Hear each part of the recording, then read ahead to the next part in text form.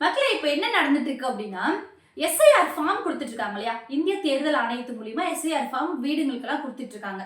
BLO அவங்க கூட PLA 2 வராங்க. பிஎல்ஓ அப்படின்னா யாருன்னா, பால்வாடி டீச்சர் அவங்கலாம் இருக்காங்க இல்லையா? இந்திய தேர்தல் ஆணையத்து மூலியமா பூத் லெவல் ஆபீசரா அவங்கள போட்டிருக்காங்க. அவங்க வந்து வீடு வீட்டுக்கு வந்து ஃபார்ம் தராங்க. அவங்களுக்கு சப்போர்ட் பண்றதுக்காக. அதாவது எதுக்கு அப்படின்னா, ஒரு தோராயமா ஒரு 1000 ஓட்டு இருக்கிற ஒரு பகுதி. ஒரு பூத்துக்கு ஒரு பிஎல்ஓ போட்டிருக்காங்க. அந்த ஒரு பூத்துக்கு ஒரு 1000 ஓட்டு இருக்கு அப்படின்னா, ஒரு தோராயமா ஒரு 200 குடும்பங்கள் இருக்காங்கன்னு வச்சுக்கோங்களேன். அந்த 200 குடும்பத்தையும் அந்த பால்வாடி டீச்சருக்கு தெரிஞ்சிருக்குமா? பிராக்டிகலா திங்க் பண்ணி பாருங்க. இந்த வீட்ல அவங்க இருக்காங்கன்னு தெரியுமா? தெரியாது மக்களே.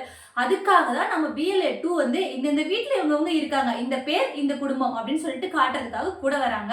அத வழிமறிச்சு பிரச்சனை பண்றாங்க. யாருன்னு கேட்டா ஏடிஎம்கே நிர்வாகிகள் பிரச்சனை பண்றாங்க. எதுக்காக அப்படின்னு பார்த்தா, ஏடிஎம்கே ஆல்ரெடி பிஜேபியோட ஒரு கட்டுக்கோப்புல இருந்துட்டு இருக்கு. பிஜேபியோட சதித்திட்டம் தான் இந்த எஸ்ஐஆர். இந்திய தேர்தல் ஆணையத்து மூலியமா இந்த பிரச்சனையை வந்து பண்ணிட்டு இருக்காங்க. முடிஞ்ச வரைக்கும் சிறுபான்மையினருடைய வாக்குகளை பறிக்கிறது தான் இந்த எஸ்ஐஆரோட குறிக்கோளா இருந்துட்டு இருக்கு. அதுக்கு முழுக்க முழுக்க எடப்பாடியாரோட நிர்வாகிகள் முழுக்க அதுக்காக உழைச்சிட்டு இருக்காங்க. எதுக்குன்னா, சிறுபான்மையினர் மக்களுடைய வாக்குகளை பறிக்கிறதுக்காக முழு ஆதரவு கொடுத்து மனித விரோதமான ஒரு செயலா பண்ணிட்டு இருக்காங்க.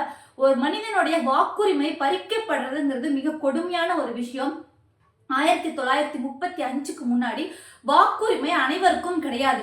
அதிக சொத்து உள்ளவங்களுக்கும் வரி கட்டுவவங்களுக்கும் மட்டும்தான் வாக்குரிமை இருந்துச்சு. படிப்படியா 18 வயது நிரம்பினவங்களுக்கு வாக்குரிமை கொண்டு வரதுக்காக ரொம்ப போராடணும். ஆனா இப்போ மறுபடியும் 1935க்கு முன்னாடி நிகழ்ந்த மாதிரியான நிகழ்வுகள் இப்ப நடைபெற போகுது இந்த எஸ்ஐஆர் மூலியமா. வாக்கு பட்டியல்ல, வாக்காளர் பட்டியல்ல நம்மளுடைய பேர் வர்றதுக்கு இப்ப நாம என்ன பண்ணணும்னா, அந்த ஃபார்மை முழுக்க நம்ம பிழை இல்லாமல் அந்த ஃபார்ம் நம்ம பூர்த்தி செய்து கொடுக்க வேண்டும்.